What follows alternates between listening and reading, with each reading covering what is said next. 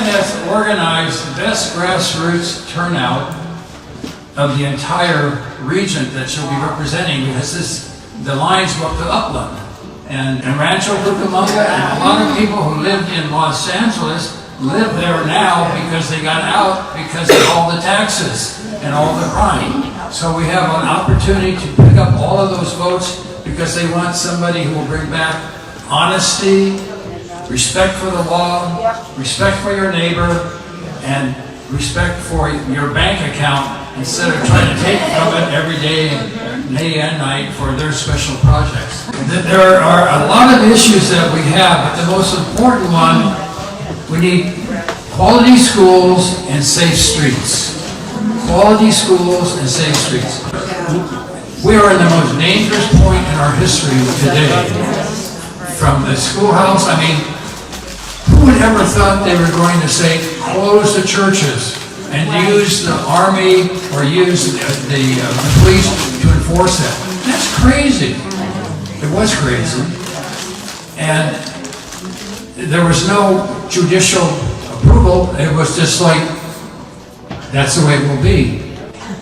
Later we find that USC, UCLA professors were opposed to what was being done on the mandates, the masks, etc.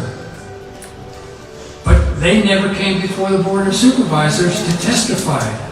She cut off their communication.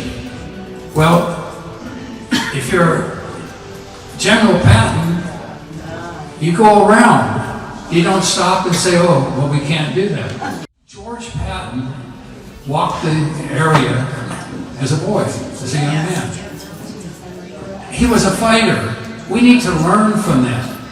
Ronald Reagan was a fighter. Oh, yeah. Deserves a burial. Permanent.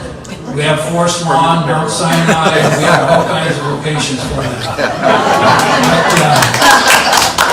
I want to thank you for your leadership. I know you have Margaret Clark, the councilwoman and former Mayor Rosemead, who's here, and she can tell you, she wins, she loses, she's still there and fighting, and now we have a Republican mayor. Joe Gonzalez's son is the mayor of Rosemead. Joe was a Democrat chairman of the tax committee when I was in the state legislature, so I worked with him. It's a Portuguese family, and they were involved in lobbying, etc. So, but the point is, we are on the verge of victory if we stay united and reach out and bring in everyone.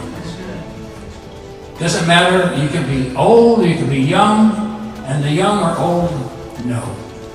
The young are wise with initiative, but the aged, they have wisdom and they have authority. And in a neighboring city, San Fernando, there's Victoria Garcia.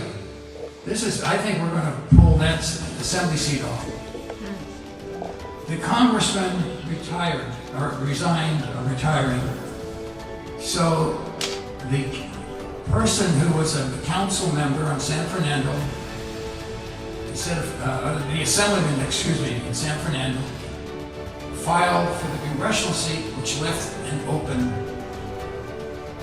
She filed for the incomplete term between now and November. But she was also running for the assembly.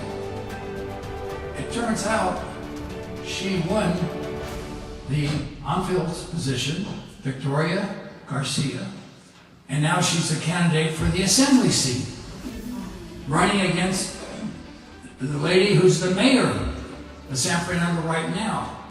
But because she's a city councilman, people now know her name, etc. And she's got an incredible background. Victoria is young, her husband's in the military, she has 2 young children. She's a graduate of UCLA, graduate of Harvard, law degree from Stanford University, and she's a lawyer. She's running the same type of campaign that Beth is doing, reaching out to the community. And I believe we can turn some of these districts with our support and your support. So keep at the top of your list prayers, because prayers will move mountains. And we can move this country back on the foundation that we all want to have for ourselves, our children, grandchildren, and for those who lost their lives defending our freedoms in foreign lands. And that's what we have to do. So I appreciated all of your support when I was in office, and I encourage everybody to help Beth carry the victory flag over the line, and we look forward to your leadership in Sacramento, because they don't know what leadership is, but when you get there, they will.